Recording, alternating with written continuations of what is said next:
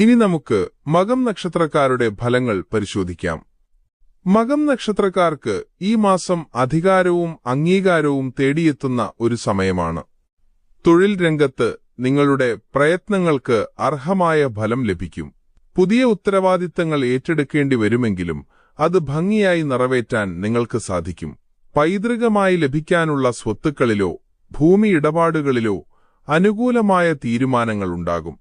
മനസ്സിന് ധൈര്യവും ആത്മവിശ്വാസവും വർദ്ധിക്കുന്ന കാലമാണിത്. ദോഷപരിഹാരത്തിനായി ഞായറാഴ്ചകളിൽ സൂര്യഭഗവാനെ വന്ദിക്കുന്നതും ശിവക്ഷേത്രത്തിൽ ദർശനം നടത്തുന്നതും ഉത്തമമാണ്. അടുത്തതായി പൂരം നക്ഷത്രക്കാരുടെ വിശേഷങ്ങളിലേക്ക് കടക്കാം. പൂരം നക്ഷത്രക്കാർക്ക് ഈ മാസം സുഖസൗകര്യങ്ങൾ വർദ്ധിക്കുന്ന ഒരു കാലഘട്ടമാണ്. ഗൃഹത്തിൽ മംഗളകർമ്മങ്ങൾ നടക്കാനും പുതിയ അതിഥികളെത്താനും സാധ്യതയുണ്ട്.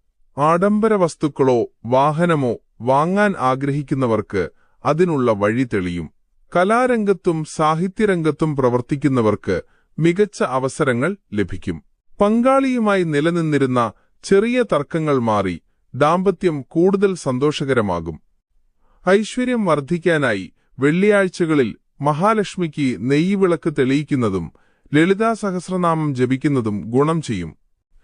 ഇനി നമുക്ക് ഉത്രം നക്ഷത്രക്കാരുടെ കാര്യങ്ങൾ നോക്കാം.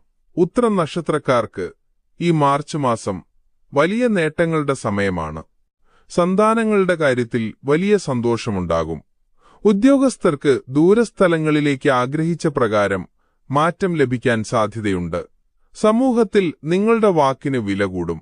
സാമ്പത്തികമായി നില മെച്ചപ്പെടുമെങ്കിലും വരവിനേക്കാൾ കൂടുതൽ ചെലവ് വരാതെ നോക്കണം.